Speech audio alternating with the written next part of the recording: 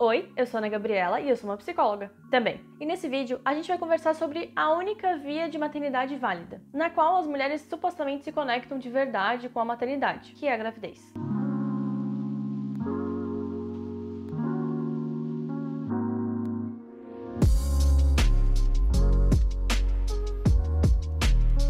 Antes de mais nada, se você é novo ou nova por aqui, não esquece de se inscrever no meu canal, me segue lá no Instagram e ativa o sininho para receber notificação toda vez que eu postar um vídeo novo, que no caso é toda quinta-feira às 6 horas da tarde. É muito comum para uma mulher na fase adulta ouvir perguntas sobre quando ela se tornará mãe. Já sabemos que essa frase vem acompanhada do estigma de que todas as mulheres desejam ser mães um dia, o que não é verdade. A gente já falou um pouco sobre isso em um dos primeiros vídeos do canal, mas a questão que eu quero levantar agora, neste momento, é a seguinte: por que quando se faz essa pergunta a uma mulher, já se pressupõe que vai existir uma gravidez? Tá, ok, em algum momento tem que existir uma gravidez para que exista a maternidade. Mas você já pensou que não necessariamente a pessoa que gestou e que gerou aquela criança precisa maternar ela também? Essa validação intrínseca de que a maternidade só acontece de verdade quando se gera um outro ser humano é muito cruel. Porque, bom, não são todas as mulheres que podem engravidar, por exemplo. E algumas mulheres têm dificuldade para que isso aconteça. Entende? Veja, a gente já reforça uma maternidade compulsória. Por que ela tem que ser biológica ainda por cima? Mas vamos do começo. Quando a gente reforça de alguma forma que a maternidade deve ser biológica, ou seja,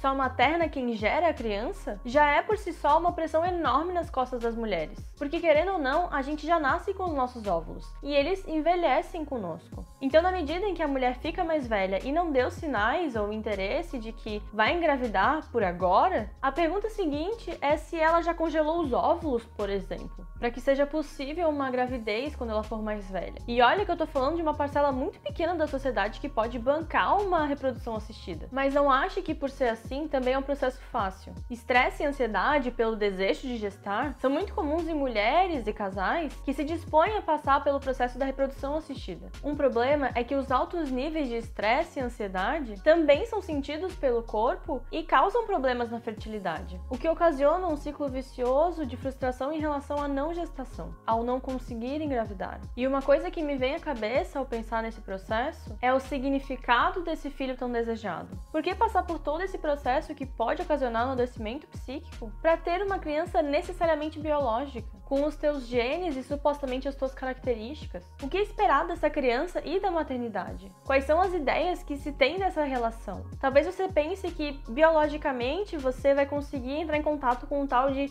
instinto materno. Bom, já vou te jogar um balde de água fria e te dizer que isso não existe. Nós também falamos sobre isso em outro vídeo aqui no canal. O quão idealizada é essa vivência e essa relação de parentalidade que ela não possa acontecer com uma criança que já existe. Tá bem, Ana Gabriela, aonde a senhora quer chegar com isso? De acordo com o Sistema Nacional de Adoção e Acolhimento, nós temos hoje no Brasil mais ou menos 4.200 crianças disponíveis para adoção. Eu, particularmente, acho esse número bastante chocante, principalmente quando eu olho o número de famílias pretendentes, que são por volta de 32.810 famílias na fila esperando uma criança. Ou seja, tem muito mais pretendentes do que crianças disponíveis. Então, essa conta não fecha. Alguma coisa tá acontecendo aí, percebe? E bom, é justamente essa expectativa e a idealização de um filho perfeito que atrapalha no processo de adoção. As características das crianças e adolescentes disponíveis para adoção não batem com o que as famílias querem, esperam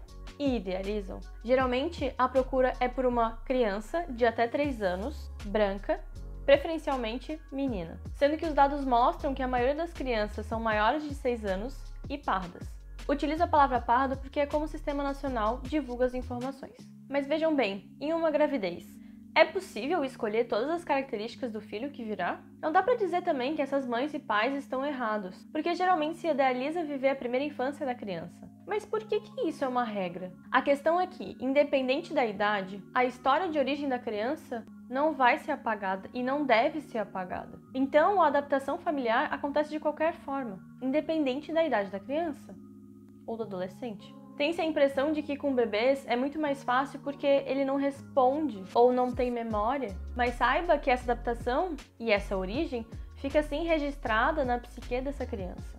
Tem muito mais do que eu gostaria de falar sobre a adoção, mas pra gente não fugir muito do tema do vídeo, a adoção é sim uma das vias válidas para realizar o desejo de maternidade. E muito contrário do que se pensa, a adoção não é um ato de caridade. Uma criança ou um adolescente não vai ser mais ou menos seu filho tendo os mesmos genes ou não. Afinal, o que determina de verdade é a relação que é estabelecida, e não a biologia. Se você gostou desse vídeo, não esquece de deixar o seu gostei, comenta aqui embaixo os seus pensamentos em relação ao assunto, compartilha esse vídeo com outras pessoas, e no mais, eu acho que é isso. Um beijo e até a próxima!